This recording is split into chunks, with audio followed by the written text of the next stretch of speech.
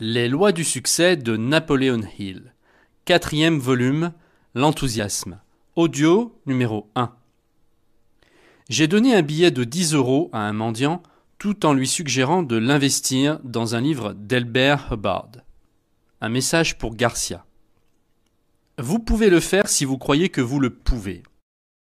L'enthousiasme est un état d'esprit qui nous inspire et une force motrice vitale qui nous pousse à l'action. De plus, il est contagieux et affecte assurément tous ceux qui entrent en contact avec lui. Les plus grands leaders sont ceux qui savent comment susciter l'enthousiasme de leurs disciples. L'enthousiasme est le facteur le plus important de l'art de la vente. Il est de loin l'élément le plus essentiel dans la prise de parole en public. Le discours le plus réussi demeurerait sans écho s'il n'était pas soutenu par l'enthousiasme de l'orateur. Comment l'enthousiasme vous influencera-t-il ?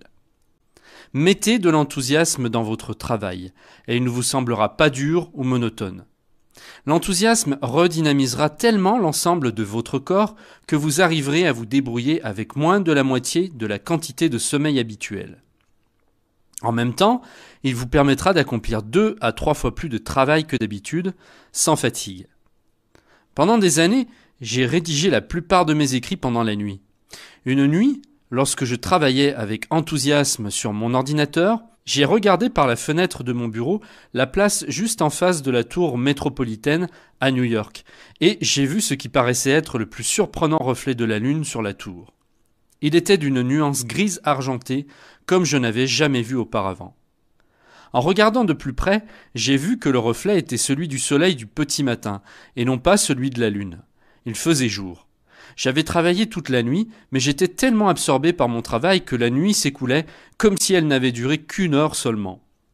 J'ai travaillé toute cette journée-là et toute la nuit suivante sans arrêt, sauf pour la pause que j'ai prise pour un léger repas.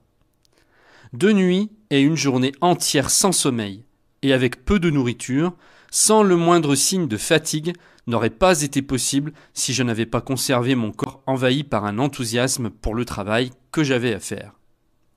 L'enthousiasme n'est pas simplement une figure de style, c'est une force vitale à exploiter et utiliser avantageusement. Sans ce dernier, vous ressembleriez à une batterie d'accumulateurs sans électricité. L'enthousiasme est une force vitale qui recharge votre corps dans le but d'épanouir une personnalité dynamique. Comment développer l'enthousiasme ? Certaines personnes sont dotées d'enthousiasme inné, alors que d'autres doivent le développer. La procédure à suivre pour parvenir à son développement est simple. Exercez une activité ou un travail que vous aimez plus. S'il se trouve que, pour le moment, vous êtes dans une situation où vous ne pourriez pas exercer le travail que vous aimez bien, vous pouvez vous assurer que vous serez capable de faire quelque chose de très efficace dans le futur si vous avez un objectif précis qui reflète votre engagement dans ce travail particulier. Le manque de capital et bien d'autres circonstances dont vous n'avez pas le contrôle immédiat peuvent vous obliger à vous engager dans un travail qui ne vous plaît pas. Mais personne ne peut vous empêcher de fixer dans votre esprit un objectif précis, ni vous interdire d'avoir des projets et de les concrétiser, ni vous défendre d'avoir de l'enthousiasme dans vos actions. Le bonheur, qui est le but final de tout effort humain, est un état d'esprit qui ne peut être gardé qu'avec l'espoir d'un accomplissement futur. Le bonheur réside toujours dans le futur, mais jamais dans le passé. La personne heureuse est celle qui rêve d'arriver au sommet de la réussite qu'elle n'a pas encore atteint.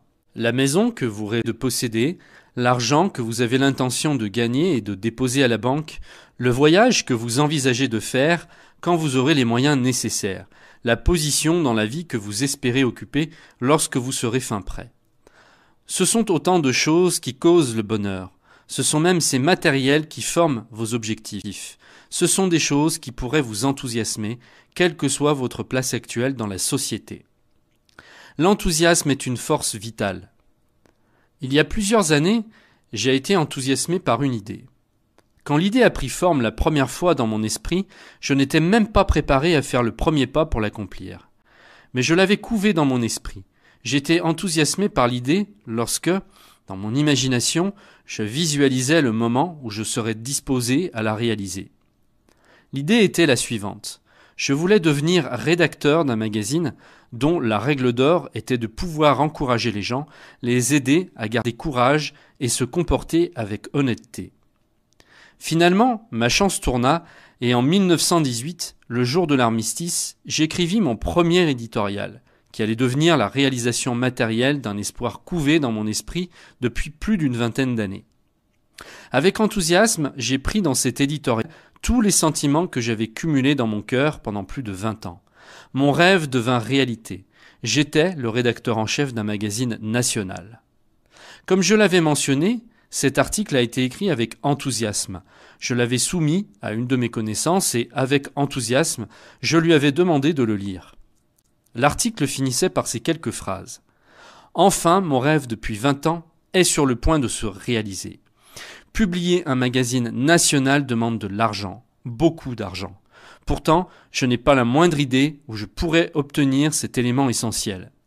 Mais cela ne m'inquiète pas parce que je sais que je le trouverai quelque part. » En écrivant ces lignes, j'y ai mis de l'enthousiasme et de la confiance.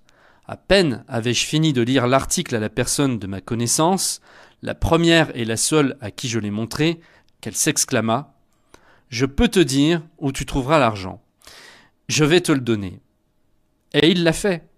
Oui, l'enthousiasme est une force vitale, si vitale qu'aucun être humain ne pourra se rapprocher de son pouvoir d'accomplissement sans l'avoir auparavant développé intensément en lui. Avant de passer à la prochaine étape de cette leçon, j'aimerais répéter et insister sur le fait que vous pourriez développer l'enthousiasme pour l'objectif de votre vie. Peu importe si vous êtes en ce moment en mesure ou non d'atteindre ces buts.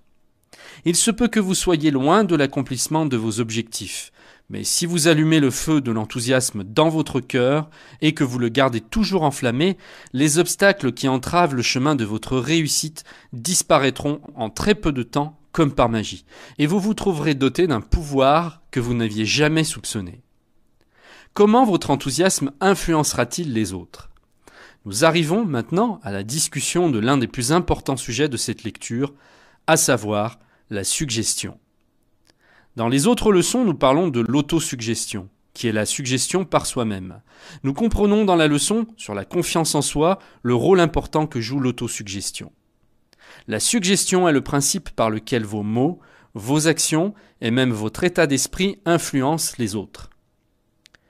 L'une des choses les plus précieuses que tout homme peut apprendre est l'art d'utiliser la connaissance et l'expérience des autres. Pour que vous puissiez comprendre l'immense pouvoir de la suggestion, pensez au principe de la télépathie. Si vous comprenez et acceptez comme une réalité le principe de la télépathie, la communication par la pensée, venant d'un esprit à un autre, sans l'aide de signes, de symboles ou de sons. Vous admettez certainement que l'enthousiasme est contagieux et qu'il influence tout ce qui l'entoure par son rayonnement. Quand votre esprit vibre à un degré élevé car stimulé par l'enthousiasme, cette vibration est captée par l'esprit de tous ceux qui sont autour de vous, et particulièrement par l'esprit de ceux avec qui vous aimeriez entrer en contact.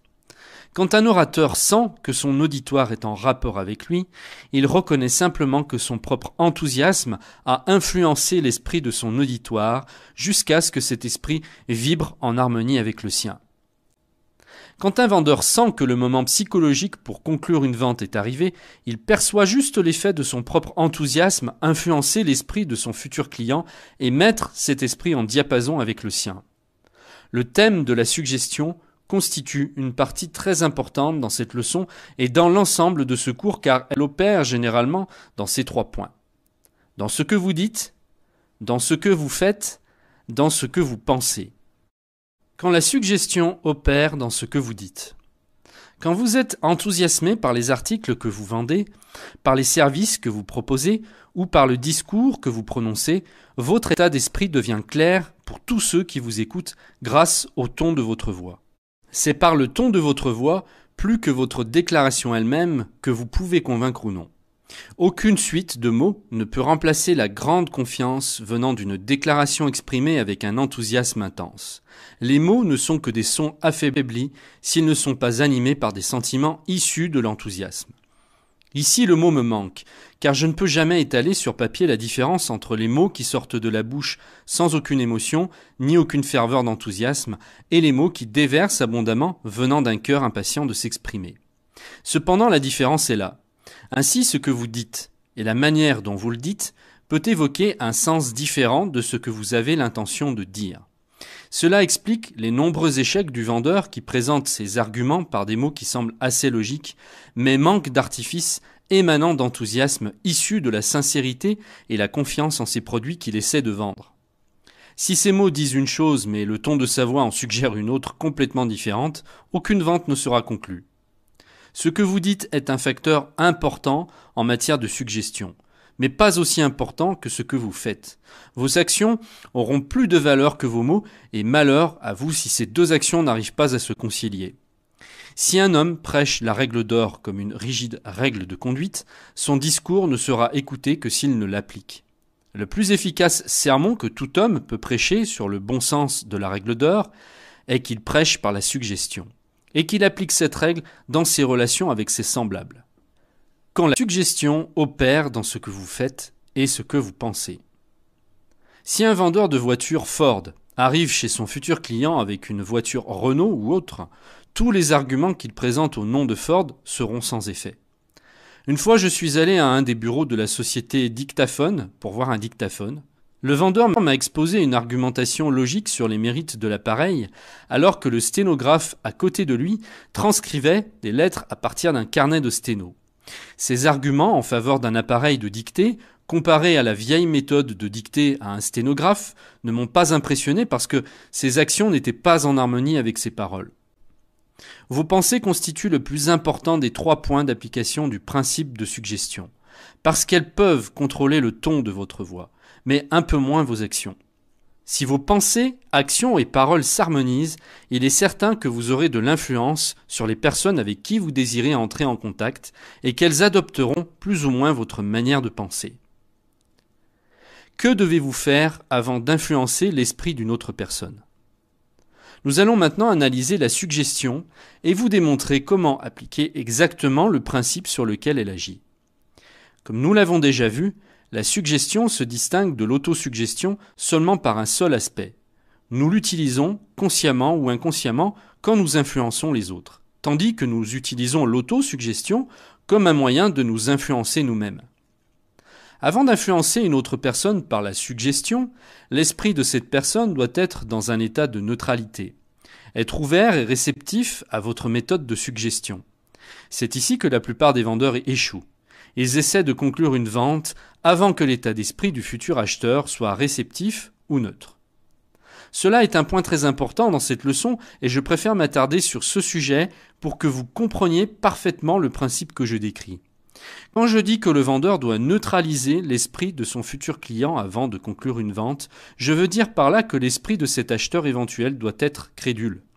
La confiance doit avoir été établie et il est évident qu'il ne peut y avoir aucune règle pour son instauration ou pour rendre ouvert l'esprit du futur client.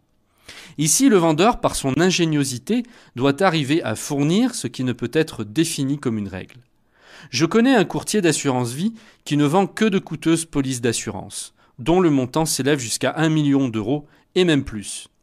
Avant même de présenter ses produits aux futurs clients, il s'informe d'abord sur tout ce qui le caractérise, à savoir son éducation, sa situation financière, ses excentricités s'il en a, sa religion et d'autres caractéristiques qui sont trop nombreuses pour être citées ici. Muni de ces informations, il se démène pour se faire connaître par son futur client par voie sociale ou économique. Il ne parle pas d'assurance vie lors de la première visite, ni la deuxième, et parfois il n'engage même pas le sujet sur les assurances avant d'être très bien familier avec le futur client. Pourtant, pendant tous ces temps, il ne gaspille pas ses efforts. Il profite de ses visites amicales pour neutraliser l'esprit de son futur client, c'est-à-dire qu'il établit une relation de confiance, de sorte qu'au moment opportun, où il lui parlera d'assurance vie, le client l'écoutera volontiers. Ceci est un extrait du cours de Napoleon Hill, Les lois du succès. Pour recevoir l'intégralité de l'ouvrage, cliquez sur le lien qui apparaît en bas de cette vidéo.